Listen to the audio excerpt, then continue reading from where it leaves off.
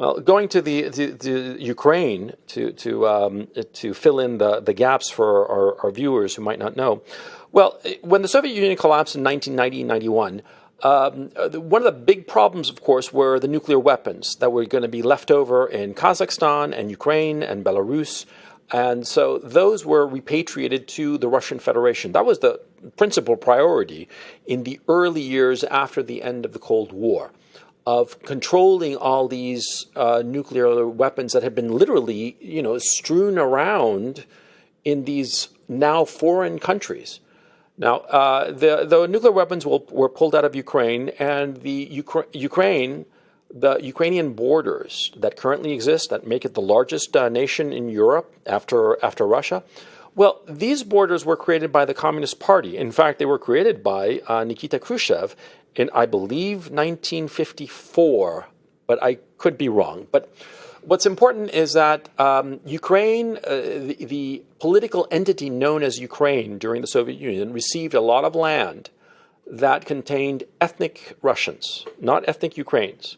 If you look at a map of Ukraine, it's sort of like a bit of an amorphous blob, and cutting it from the northwest to the southeast is the Dnieper River, which is the largest river in Eastern Europe. I do believe it's the largest river in Europe altogether. And it cuts Ukraine in half. And what happens is that to the north and to the west of the Dnieper River, that's ethnically Ukrainian. And now the Russians tend to dismiss ethnic Ukraine as if it doesn't exist, but it does exist. It is a established language and established people. And what's most important of all, ethnic Russians and ethnic Ukrainians recognize one another as such, as ethnic Ukrainians and ethnic Russians. So for the Russians, which they often do, to dismiss Ukraine as a language and a people is absurd, because they exist. But the thing is, see, the dominant people in the east and the southeast, Lugansk, Donetsk, Kharkov, where I am currently, they are ethnically Russians. And in fact, I was speaking with somebody here in Kharkov, and she told me that she speaks English, Ukrainian, and Russian. Her mother language is Russian, and she speaks Ukrainian with a heavier foreign accent than she speaks English. And she spoke English very well, but, very well for somebody who learned it in high school kind of thing, And so you can only imagine that the Eastern Ukrainians and the Southeastern Ukrainians do not feel Ukrainian. They feel Russian. And so, okay, that's a little bit of a background. The borders that exist of Ukraine were not organic, is the point that I want to make. The Ukrainian borders that exist today were the creation of the Soviet Union. They're not what Ukraine is as an ethnicity, okay? And so you have this large Russian population within the borders of a foreign country. That's problem number one. Now, the situation that happened in 2014 was that essentially Putin and the Russians were caught flat-footed, because after the end of the Cold War, they viewed Ukraine as simply the borderland, the buffer zone between the West and Russia. And they didn't give it that much attention. They were much more focused on Europe and building relationships, strong relationships with Europe by the gas pipelines and whatnot, and trade, of course, and foreign investment from Germany in particular. And so the Russians were sort of like, didn't keep their eye on Ukraine. And in Ukraine, subsequent to the collapse of the Soviet Union, there was a very, very large diaspora of Ukrainians who went to Russia, Poland, Germany, and they became the large diaspora population. Ukraine actually lost, I do believe, something like between 10 and 12% of its population to this diaspora post-collapse of the Soviet Union. This is a huge blow to any nation. The Ukraine population has diminished substantially because of this diaspora, because of internal political problems, economic problems. Ukraine is, unfortunately, the second poorest nation of Europe. I forget which one is poorer. I think one of the Balkan, Moldova. Okay, I think so too, actually. But that's absurd for a nation that's as large as Ukraine and as rich as Ukraine, because Ukraine has extremely fertile soil. Ukraine has a number of industrial centers, Kharkov being the principal one, but other focus points as well. It should be a very well-to-do country, and it's not. Now, the problem with 2014 was it was a color revolution. It was very clearly a revolution that was aided and abetted by European and American interests, that overthrew a democratically elected regime. Whatever you might have thought of Yanukovych. Yeah, whatever you might have thought of him, and he was quite the buffoon, quite frankly. He was democratically elected. And an election was upcoming, but this revolution happened, and a pro-Western clique was installed. And this hurt Putin in Russia very badly. The Russian establishment, the more hardline Russian nationalist element in the Russian establishment were extremely upset with Putin for his failure of intelligence, of not brain power, but rather of information intelligence, to anticipate what was about to happen. And so Russia reprioritized its outlook and started paying a lot closer attention, not just to Ukraine, but also to Belarus, and also to the other former Soviet republics like Kazakhstan, and the situation in Azerbaijan and Armenia. They've been a lot more on top of that, Putin has realized, and the Russian Foreign Ministry has realized, that they have to be a lot more on top of the former Soviet republics and bring them into the fold, which they have been doing very successfully. With Belarus right now, over the last 8 months or so, it's very clear that Belarus, the border between Russia and Belarus, is for all intents and purposes non-existent anymore. And Belarus is slowly being absorbed by Russia, and under the auspices of Lukashenko, because again, the West alienated Lukashenko and drove Lukashenko, the leader of Belarus, into the arms of Putin, which is what has been going on as of late. So anyway, insofar as Ukraine is concerned, Ukraine has a power vacuum. There are a lot of conflicting groups and factions within Ukraine because of the fundamental problem, which is that Ukraine is a single political entity containing two ethnic groups that have different priorities and different loyalties and different ambitions. One, the Ukrainian ethnic group, views Europe as its future. And the diaspora shows that they view it as their future. That's why they have gone to Germany and Poland in particular. I do believe there is over close to 2 million Ukrainians in Poland at this time, 1.5 to 2 million.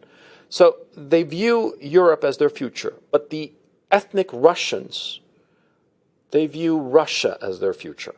And so you have this internal dynamic going on in Ukraine that it does not augur well for the long-term prospects of Ukraine as a political entity. And both sides, both the European and American and the Russians/Chinese, they've been playing off these different groups within Ukraine to their respective advantages. And it looks like, in the not-too-distant future, Ukraine will be in very, very serious trouble. Yeah. I think that's a masterly account, Coach Gonzalo. Can I just say a few things quickly? I mean, the point about Ukraine not existing within its organic boundaries is something which Westerners simply won't acknowledge and are in complete denial about. And it is, in fact, the core to understanding many of the problems within the former Soviet Union. Now, however those boundaries were drawn up within the Soviet Union, they were internal administrative boundaries. I mean, Ukraine might have been a constituent republic of the Soviet Union, but the reality about the Soviet Union was that it was a highly centralized state controlled by the CCP. The CCP drew up the boundaries as suited it for any number of different reasons. These are not proper state boundaries. These are internal administrative boundaries, insisting that these boundaries should be treated as state boundaries is to create an entirely unstable situation, given the various competing ethnicities. I mean, to imagine for Russians, asking Russians to stop thinking, for example, of cities like Kharkov and Odessa as not part of what the Russians call the Russian world, is to absurd. demand altogether too much.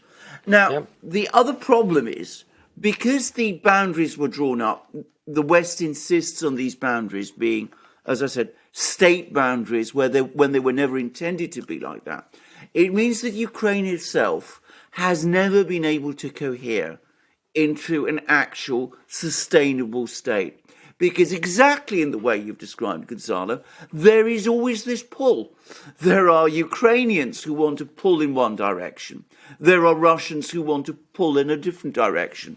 Because if you start dividing up a country like the Soviet Union on ethnic lines, which is essentially what the whole business of 1991, the disintegration of the Soviet Union was all about. Well, a person who lives in Kharkov or Odessa, who's accustomed to thinking of themselves essentially as a Russian, or at least as a Soviet citizen, but one who speaks Russian, identifies with Russia, looks to Moscow and St. Petersburg as, the center of his or her world. Asking them to stop thinking like that is going to be extremely difficult. And it's very easy to see how, in that kind of situation, they're going to feel alienated from the homeland that they are forced to be a part of. Yeah. And the other dynamic is, if you are a Ukrainian and you want to pull Ukraine towards the West, and you see these people in Kharkov and Odessa and other places, still looking at Donetsk, the Donbass industrial region, all those places, looking towards Russia. Well, you start to say to yourself, these people are not loyal to Ukraine. They're not really part of our project. And that means that we have to start acting against them. We must make them talk Ukrainian. We must start trying to persuade them, or if you like, even compel mandate them to change their views. So you can see how these festering tensions have increased within Ukraine itself. And then, of course, you have the outsiders, the Europeans, the Americans, who've got this idea that separating Ukraine from Russia will prevent Russia from ever again becoming a great power. Now, that may be right, or it may be wrong, but of course, what it guarantees is that Russia will become your enemy. So the best thing to have done, I think, would have just been to let this situation alone and give it time to play itself out. And who knows, perhaps it might have done. But coming in, insisting that the administrative boundaries of the Soviet Union are sacrosanct, and at the same time insisting that all of Ukraine should be pulled to the West, is essentially taking a side in an internal Ukrainian argument in a way that is only going to inflame that argument and ultimately antagonize Russia. Now, coming to Putin, an important, essential point to understand about Putin is that he comes from the north. He is from St. Petersburg. He is actually far from Ukraine, and unlike many Russians, he has no familial connections to Ukraine. And of course, as a Soviet official, he was posted to Germany. He speaks fluent German. He is from St. Petersburg, which is, of course, the most European of Russian cities, Russia's window on Europe. So the entire emphasis of his foreign policy in his early years was to follow that sort of Petersburgian approach, specifically one anchored on Germany. The idea was you build a good relationship with Germany. Ukraine is a sort of place, you don't really pay very much attention to it because the people there, well, they're a little odd, they're a little strange. And what you saw is exactly what, Gonzalo, you were describing. The early years of Putin's government, he paid no attention to Ukraine at all. In fact, things got so bad that people who lost out in Russian power struggles in Moscow would be routinely posted to Kiev as Russia's ambassador there. So you get people like Viktor Chernomyrdin, who was Yeltsin's prime minister, who, as I said, Putin pushed aside, but he was nonetheless a powerful person in Moscow because he had all the connections with Gazprom. So you don't want him around in Moscow. So what do? You send him off to Kiev, you pack him off to Kiev as Russian ambassador. And he was just the first example. There was other people who were sent to be ambassadors to Kiev in exactly the same sort of way. So Putin wasn't really interested in Ukraine at this time. He assumed it was part of what he likes to call the Russian world. He assumed that eventually it would be drawn back to Russia, but he was convinced that if he developed this close relationship with Germany and ultimately with the European Union through Germany, well, in time, the situation in Ukraine would sort itself out. And then what happened was that in 2014, he discovered, to his shock, otherwise. And I can remember that, after the Maidan events, he virtually disappeared for 2 weeks. He gave one rather disastrous, one extremely unusual interview with the Russian media, where he was clearly angry and under an awful lot of stress and said things which I think he probably subsequently regrets. But anyway, at the time, he was clearly in shock and clearly extremely upset and alarmed about what had happened, and obviously coming under a great deal of criticism internally. I heard actually that his position at that time became actually tenuous. Yeah, I mean, that's my understanding, that it was the one time that things were looking very, very dicey insofar as his long-term prospects as leader of Russia. Absolutely. I mean, since then, he's clearly, in the 7 years since, he's got things clearly in hand insofar as Russia is concerned today. But and my thinking insofar as the events of 2014, they were unnecessary. Absolutely. They were clearly unnecessary, and they were carried out, it seems to me, because of this ancient ethnic hatred against Russia by the foreign policy establishment in the United States that is to the detriment of the United States. But here's the thing that I keep going back to. The Americans keep stirring trouble when there is no need for it, when the status quo in Taiwan could have been maintained indefinitely, and the situation in Ukraine, I mean, as you and I are discussing right now, the Russians weren't even paying attention to Ukraine or Belarus. It would have been a simple matter of just leaving sleeping dogs lie and developing closer ties with Russia, closer ties with China. China carries a lot of American debt. And that is a very, very big soft spot that the Americans are reluctant to admit, but which anybody with even, half a brain realizes that if the Chinese were to all of a sudden decide that they were going to dump all their treasury bonds, the American economy would tank. And the American dollar would crater in a way never seen since Venezuela, for crying out loud. And so the Americans go out of their way to cause antagonism when there is no need. That's the thing that I'm like, what are you doing? Gonzalo, the Americans or Barack Obama and the neocons, the neoliberals? Because I think the common thread to all of this that we need to touch on is you had Bush and Putin and relatively got along fine. There was Georgia. Okay, fine. But they relatively were okay with each other. Yeah. Then comes Obama. Yes. Obama hates Putin. And he hates Putin. I believe he hates Putin because Putin is does not believe in Obama's ideology and Obama's neoliberal He doesn't believe in religion. his bullshit, to be Yeah, perfectly exactly. blunt. But for Obama, that's Obama's cult. That's Obama's religion. Here's Putin. And I think it's pretty well documented that every time those two met, Putin was just, 10 steps ahead of Obama, and Obama detested that. And in comes Ukraine. And Ukraine is Obama's chance, with the neocons egging him on, with the neoliberals like Samantha Power egging him on. Here's Obama's chance to really stick it to Putin. Yeah. And he goes for it. On the flip side, you have the Biden faction and the Clinton faction, and the Lagardes and the EU kleptocrats. And what do they see in Ukraine? They say, there's a lot of money here. Yeah. There's IMF loans that we could put into the country and sneak out the back door. There's Hunter Biden and Burisma. Joe Biden and his family, they're saying, hey, this is a nice windfall for us. Made, Same with the Clintons. They jump into Ukraine. Now you have Trump. It takes a pause. Things start to go towards a solid footing again. Normal, but you get Russiagate, Ukrainegate, of course. They don't want to leave it alone. Now you have Biden back in there again.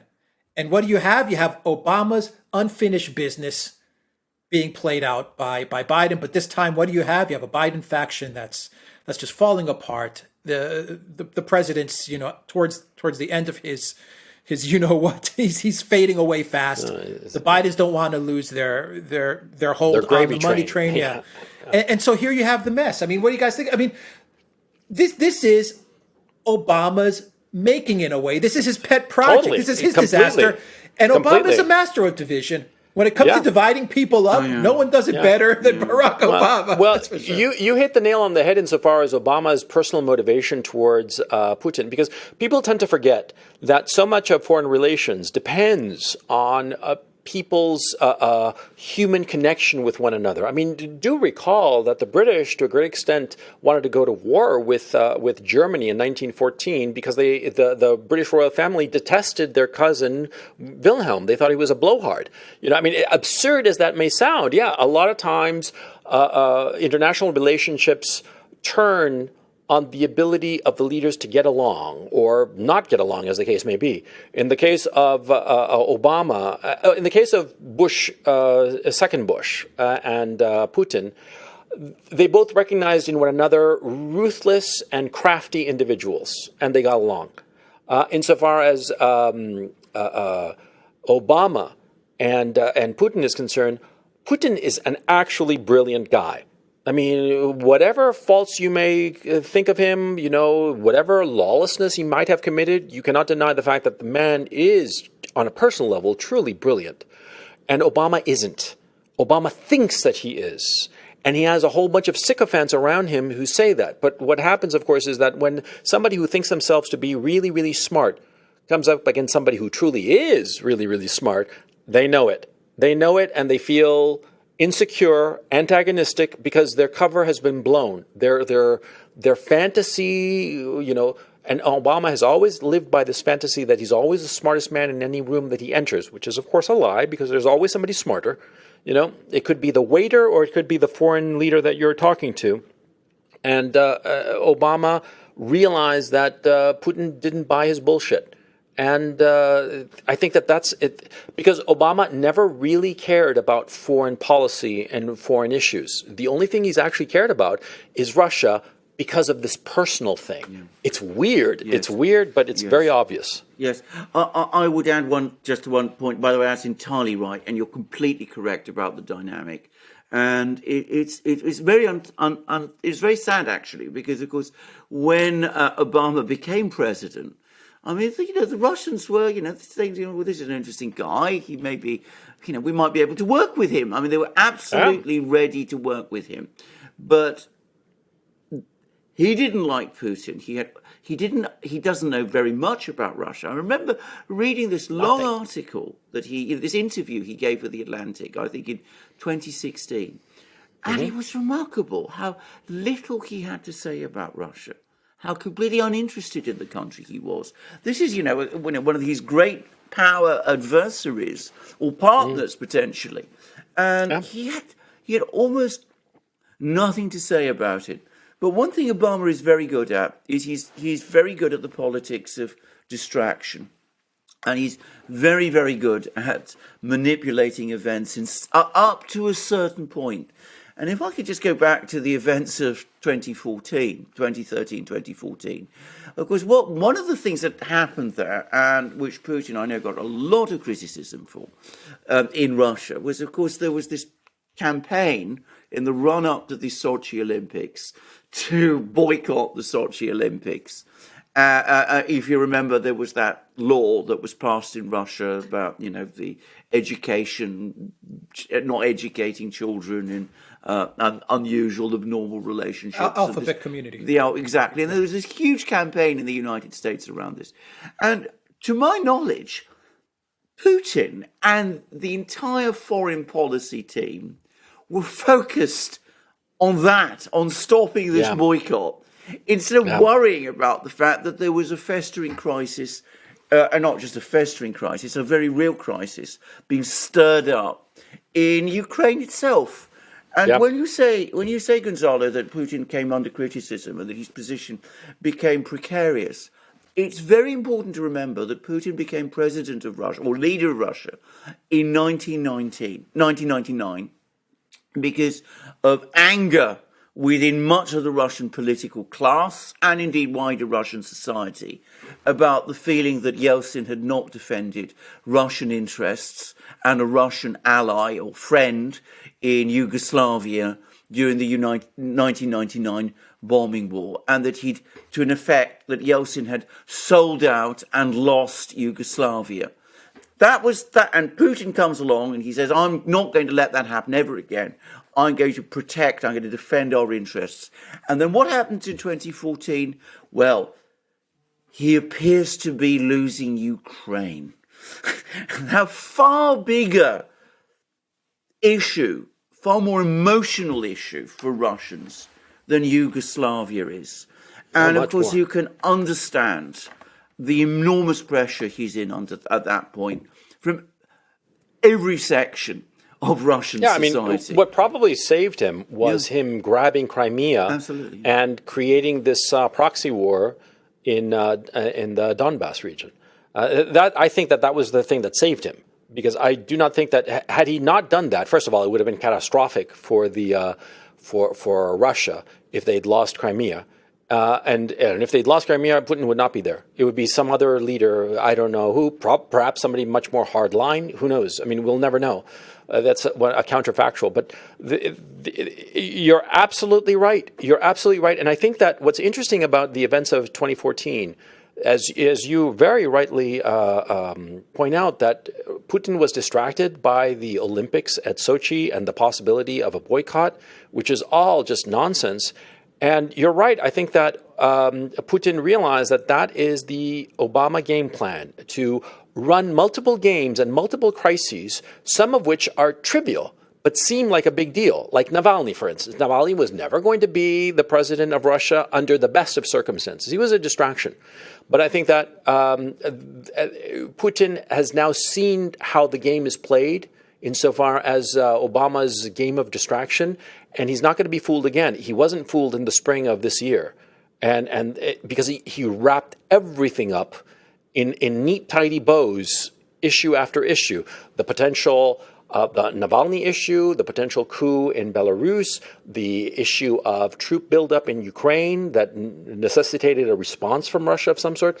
He rolled that all up. He played the game, and he clearly defeated Obama, because I do believe it was Obama who ran that whole show. Obama or his minions like Samantha Power and that whole crowd.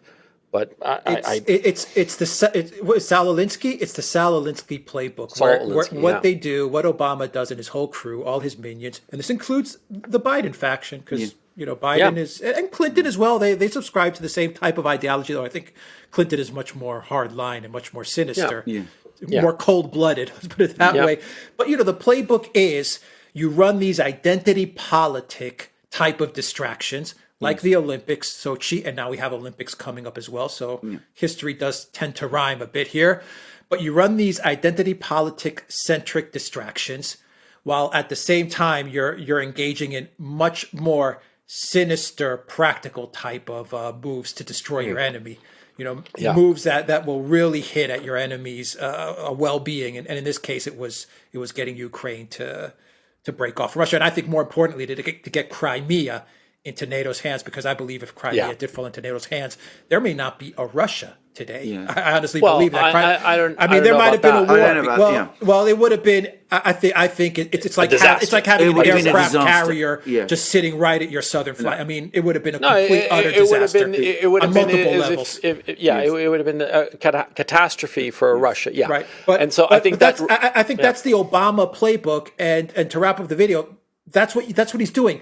Where do we go from here? Because what you have, in essence, I think you said it, Gonzalo, we have Obama's third term in a way, but with a massive power vacuum. An Obama third term with a power vacuum in the Oval Office with Biden, and the completely incompetent vice president who Obama was hoping would somehow fit into the role of president, but has now turned out to just be perhaps the worst politician in all of history, and that includes Hillary as well. So I mean, she's accomplished something quite incredible to be more unpopular than Hillary Clinton. What I find really remarkable is that they are so clearly positioning Pete Buttigieg to replace her and eventually be the president, or at least the Democratic nominee in 2024. It's very, very obvious that Kamala Harris is a complete dud. She's an imbecile. I mean, that is a person who I do not believe can walk and chew gum at the same time. I think that is simply beyond her in a literal, very literal sense. And it's been demonstrated so often. And the CNN hit piece on Kamala Harris, and this positioning of Buttigieg with pictures of him and his two newborn children, which is very creepy, by the way. I mean, where did they buy those children? I'd like to know, and how much were they paid for? But anyway, all that very creepy stuff of Buttigieg, he is clearly being positioned as the next vice president, and I do believe that it's obvious that Joe Biden will never make it to November 2024. He's falling apart as it is, and so I do think that Pete Buttigieg will be the guy in 2024. This is assuming, and I cannot believe that I'm saying this, this is assuming that there is an actual election in November of 2024, which at this time, there is a very, very small, but an existing chance that doesn't happen, because the way things are going in the United States, the totalitarianism that is being implemented by the current cabal that's in power is deeply, deeply frightening to me. And we're seeing it all across the Western democracies. They claim to be democracies, but they ignore the will of the people, and they implement the most grotesque mandates, the most grotesque violations of civil liberties. Australia is literally a prison nation today. It's shocking. I cannot believe this is happening in the Western democracies, but here we are. Alexander, where do we go from here? I mean, is Biden going to fulfill Obama's goal? Well, you see, this is where the problems Obama has, because of course the American system doesn't really allow for a sort of shadow shogun, wire pulling figure, controlling everything from behind the scenes. That's not how the American system is created. So how have we ended up with the situation with Kamala? Well, Obama wants to control, let's assume he is trying to control things from behind the scenes. So he wants somebody in charge, or apparently in charge, whom he can control. So on the one hand, he doesn't want somebody who's too bright, who might have their own ideas. And at the same time, he doesn't want somebody who is completely unelectable. So you end up with people like Biden and Kamala. I mean, that's essentially the consequence of trying to run things in this kind of way. And of course, that does cut against what exactly you want to achieve. You can't run America in this sort of fashion. And the danger to my mind is that when you're trying to run America in this kind of way, trying to run the United States in this sort of way, things get out of control. Things start to fall apart. And we're starting to see that. We're seeing that with the economy. We've seen that with foreign policy, with things, as I said, going in all sorts of bizarre directions, all of them simultaneously in all sorts of different ways. And of course, we see this with what Gonzalo was talking about. You know, the real worry about the elections. I don't think things are that bad, but you know, they could become so. And you know, it's one of the things is I would say is that over the last 15 years in the United States, you can't err on the side of pessimism. However bleak the outlook, it always seems to come about. So that's the absolutely worry. Right. That's the worry. So now, I mean, you know, given that we have a situation of a economy that's failing, the poll ratings collapsing, incredibly difficult to find a way of putting in somebody that you can rely on, and you know, Buttigieg obviously is being built up. You know, I'm sure you're right.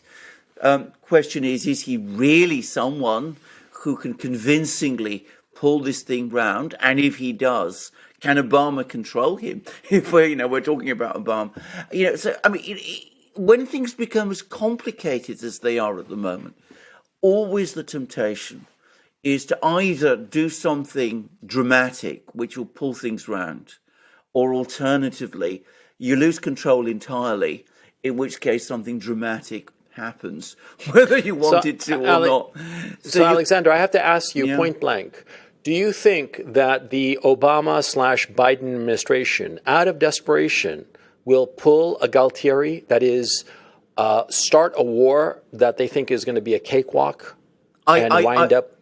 I wouldn't be surprised. I mean, I think that Obama himself is a cautious man, and I think that he's shown in the past that he's a very risk-averse individual. I mean, he pulled back repeatedly from confronting the Russians head-on in Syria, for example. So I think he's a risk-averse man. But if everything seems to be going wrong at the same time, which at the moment it looks as if it is, also bear in mind, I mean, the situation in the United States is now extremely fraught. You've talked yourself into a position where if the other side wins, well, it's not just you lose. You lose, exactly. I mean, it's not the way they talk about the other side. The language has now become so hyperbolic that it's actually scary. I mean, you really believe even a fraction of what you're saying, and you know you talk in that kind of way. So you know, given that everything is going wrong, I can actually see them pulling a Galtieri. I think that they will probably more likely to do it in Ukraine, certainly than in Taiwan. And I think that they probably think that they can do it in a limited way, which they can easily de-escalate if things go wrong. But of course, it never works out like that because, as you know, the great Clausewitz once said, and indeed Sun Tzu also said, if you start a war, you've got to understand that wars are almost by their nature, unpredictable, and things never turn out quite the way you expect. You can't just turn a war on and turn it off as suits you. It doesn't work like that. But coming back to what you were saying about Obama, about the fact that he imagines himself to be a far cleverer man than he really is. Clever people tend to make that mistake. They tend to think that they can start something and then turn it off as they please. And, you know, I think it's a real danger. I think it's a real risk. Certainly, I don't think the situation in Ukraine can continue, you know, the geopolitical situation around Ukraine can continue like this for very much longer, where you have a situation where things become tense and then they're diffused and then they become tense again. Sooner or later, something will break. A caveat to what you said, Alexander, is Obama was risk averse. He is risk averse, but only when his hide is on the line. Absolutely. When he was president, he's risk averse because he has political capital to lose, his standing, his reputation, his legacy as president. Now he may not be as risk averse because he's throwing someone else under the bus anyway. Maybe it's to his benefit to throw someone else under the bus, and God knows he doesn't care about America either, for him to throw America under the bus either. So maybe that risk-averse side of Obama, I don't know. I worry about it. Yeah, and there's also something else. The Victoria Nuland, Hillary Clinton faction that are running the State Department, they want a war with Russia. They view Russia, they itch after it. Hillary Clinton, it's unclear why. I think, again, she's another semi-intelligent person who felt belittled or felt small in Putin's presence and has that kind of antagonism. Victoria Nuland, because of her own ethnic hatred towards Russia, she is the daughter of Trotskyites, after all. And so I think that that faction in the State Department would add on to the push for war. And they carry a lot of weight in American politics. And so Obama and the Biden administration, the Biden family, as they feel their position slipping, and as the catastrophe of the American economy unfolds during this winter, I think that all of this would conspire to have them put, as they say, boots on the ground in Ukraine, and that would trigger the Russians instantly. I mean, the second the Russians get wind that battalion strength or better of American troops are going to Ukraine, they would launch an invasion instantly without a hesitation. Absolutely. And they recognize that time is against them if they don't capture as much as possible of Ukraine, then because they know how the Americans operate. The Americans set up soldiers, they amass soldiers, in a staging area, and then launch their offensive, their blitzkrieg offensive. They've done this repeatedly over the last 30 years. So they understand that, the Russians understand that they have to beat the Americans to the punch and not let them stage anything anywhere. And the Putin would say, look, these people, these American soldiers in Ukraine, they weren't there for Ukraine. They were there to attack Russia. I'm not going to let that happen, and so I beat them to the punch, and that's that. And he would have the support of the Russians. It's right on their doorstep. They would win. And I think that these fools in Washington are going to do this, actually, unfortunately. I completely agree. What happens to the government, Alexander, in the U.S. if they do decide to, if Russia does do what they do with Ukraine, say something does escalate and Russia does manage within a matter of weeks to swallow up a good part of Ukraine, or to secure a good part of Ukraine? What happens to my own view, and this is where I know that there are some people who think that it would strengthen the Democrats, the political system. They would be able to rally everybody around the standing up to the rampaging Russian bear. I know that narrative, and I understand it. My own view, on the contrary, is what would probably happen is that most people in the United States, or at least much of the political class, would see it as another debacle. I mean, losing again a vast area of power in Eastern Europe like this. I think that would precipitate an enormous crisis, both in the United States and, by the way, in Europe also. And yes, there would be, no doubt, some attempt to try and ratchet up the sanctions pressure on Russia. Not been very successful up to now, but, you could try again. You could disconnect them from SWIFT, but then, the Russians have game planned for that. They now have their own systems in readiness. Cut off oil and gas exports in the middle of an energy shortages. I mean, this is where it becomes difficult. I think that far from strengthening the system, it would probably play out in the end into weakening it. There would be even more loss of confidence in the wisdom of the administration and in the wisdom of the people who are making decisions in the United States, especially, coming so shortly after the Afghan debacle. But it's difficult to play out, difficult to say how it would all play out, and we'll just have to see. I mean, it's the sort of thing that people who think they're very clever and at the same time are becoming nervous about their positions and even desperate sometimes do. They throw the dice in the air and hope they will fall the way they want, and believe always in their own luck, because those sort of people do, and also imagine that they're clever enough to pull it round whatever happens. And that's the risk, and it's a real one. Yeah. Because the Americans, in particular, the Democratic Party, they see the catastrophe of the November 2022 election that's coming up. They're going to lose huge. People actively hate their guts. It's not that they disagree with the Biden administration. There are moderates, fence-sitters, that actively despise the Democratic Party and want nothing to do with it. They have lost tremendously. Joe Biden himself has the lowest approval rating, I do believe, since Richard Nixon or something like that. Richard Nixon at the height of the Watergate scandal. I mean, not even Trump had those numbers, And the key issue, of course, which is crucial, is that even Trump at his lowest had a hardcore of people who supported him, whereas the people who support the Biden-Harris team, they support it because it's what they got. They don't really believe in them or want them or even like them particularly. And so that kind of paper-thin support, the Biden-Harris administration recognizes this, and I think that out of desperation, they might do something incredibly foolish. And to circle back, as Jen Psaki always says, to what you were saying earlier, Alexander, the Russians and the Chinese seem to have a mutual pact whereby if one of their red lines is crossed, the other moves decisively insofar as their own red line is concerned. If the Americans cross a Russian red line insofar as Ukraine, which seems increasingly likely out of desperation, then that would mean that the Chinese would carry out an invasion of Taiwan. And all of a sudden, the whole world would be thrown into an incredible turmoil, which potentially could take decades to resolve.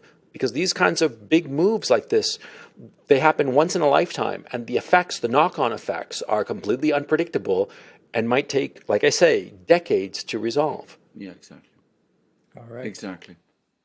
What a great conversation. Any final thoughts, gentlemen, before we sign off on this video? We live in interesting. I think we covered a lot of ground. We live in interesting times. I mean, this is a very difficult transition period. We're going from a system of a unipolar moment to a new system, which is, as I said, essentially bipolar. The trouble is, it's not been handled well. And if you want to look at another case study when it wasn't handled well, look at the First World War. The underlying cause of the First World War, there are many causes to the First World War. One was French-German antagonism, left over from the 1870 war. The other was Russian-German rivalry in places like the Balkans and over Austria-Hungary. But the underlying problem was British policy trying to preserve Britain's position as the global superpower, even as Britain's economic and military position was weakening. There was this expression about Britain at that time being the weary titan that could no longer support the weight of the globe on its shoulders. I mean, this is a famous speech that was made at that time by the British colonial secretary, Joseph Chamberlain. And you get something of the same sense today, that the United States, like Britain at that time, is manoeuvring to try to keep control over things. And as a result, it's exacerbating tensions. It's making tensions in Europe worse than they need to be, in the Pacific worse than they need to be. Just like Britain's strategies, policies in the run-up to the First World War deepened French-German tensions, deepened Austrian-Russian tensions. And of course, in the period of the First World War, it all spiraled out of control, and we ended up with a world war. And by the way, the collapse ultimately of British power, which followed. But I mean, obviously, that was a devastating event. And one worries that the same with the risks today, of course, being immeasurably greater. The risk is that if it's not managed well this time, again, we could be facing a crisis which, well, would be a crisis of the kind the world has not seen at any time since the end of the Second World War. Yeah, I just have to add something that this might sound whatever, but let me throw it out there. You see, our civilization is radically different from 1945, let alone 1914, in the sense that we live in a suburban existence in the West. That is, we are far away from one another, depending on oil and depending on a supply chain that is incredibly fragile. And we are seeing that in the United States, which is driving up prices of various goods and services. We are seeing this in the UK, where we have energy problems. And the UK, you, Alexander, can talk about the fact that all these energy companies are collapsing because of various regulations. It's not important. The overarching point that I want to make is that, see, if we have a true great power war, that is between the Russia-China alliance and the U.S.-European alliance, there will be supply chain interruptions that are unimaginable, that will have devastating effects on the civilian populations, because you will see people in suburbs of Dallas, the suburbs of Portland, Oregon, the suburbs of Los Angeles, without food, without oil, or the food and oil at exorbitant prices, or black market in such goods, because a global war would interrupt the supply chains in a way that we have never experienced. And so the civilizational catastrophe of this possible war, it cannot be understated. If the United States and Europe were to go to a full-on war with Russia/China, on these two fronts, Ukraine and Taiwan, let's gameplay it just for the sake of argument. Food supplies and natural gas supplies and oil supplies to Europe would be cut off. Europe, the European peninsula as a whole, would suffer, the civilian population would suffer as never before. They would simply not have heating oil or food. And something extremely similar would happen in the United States, not because the United States does not produce enough food, but because of the oil and the lack of the ability to transport these goods and services to the suburbs, where something like 60% of the U.S. population lives today. These would be catastrophes. And people don't seem to realize this. They have forgotten the inherent dangers of great power conflicts, because the Cold War peace between 45 and 91 and the momentum that has carried us up to today has given us this false sense of security. Over the last 75 years, we've thought that nothing will really affect our civilization. And if a war happens, it's far away. It's in Syria or it's in Afghanistan. It's some, little country in the middle of nowhere. But if it were to happen between the great powers that dominate our lives and create the goods and services and products and commodities that we need to maintain our civilization, our entire civilization would collapse very, very quickly. And people don't seem to understand how dangerous this is and the effects of it. And I think we will all come to regret it if a war does break out. Yeah, absolutely. Can I just say, I've just found this statement, which was made the day before yesterday by the Russian ambassador to Washington. And he says, NATO states are taking over the Black Sea Ukrainian territory. There are assumptions which are voiced here that certain daredevils or a group of combatants may turn up in Ukraine who will try to test the strength of Russian defences, expecting that we will not respond, fearing NATO potential.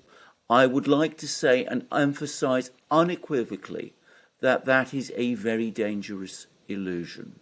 So they're using mercenaries? Is that what what's I think going he's on? referring to is special forces troops and training troops and that sort of thing. If what he's essentially saying is, if you start deploying combatants, groups of combatants, turn up in Ukraine, try to test the strength of Russian defences, expecting that we will not respond, fearing NATO potential, is a very dangerous delusion. So there you go. They're fools. Don't poke the bear. No, they're fools. And that was the Russian ambassador to the United States, and it's been republished by the TASS news agency. So there are special forces, American special forces in Ukraine. I mean, they're known to be British troops there too. But as I said, it's small numbers of them. But as I said, what the Russians are saying is, if things really become fraught, don't assume that we're going to be deterred from doing what we must do, simply because of the presence of those troops there. And if you escalate there, we are ready and we will respond.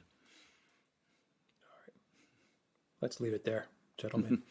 We'll pick it up next video. All right, Alexander, thank you. Gonzalo, thank you very much. And once again, I will put the link to your Patreon down below. But if you want to just tell our viewers where they can reach you and find you once again. Yeah, just to recap, I'm at the Coach Red Pill channel, which is right now on hiatus. I'll be resuming content production on the Coach Red Pill channel starting in the first week of January.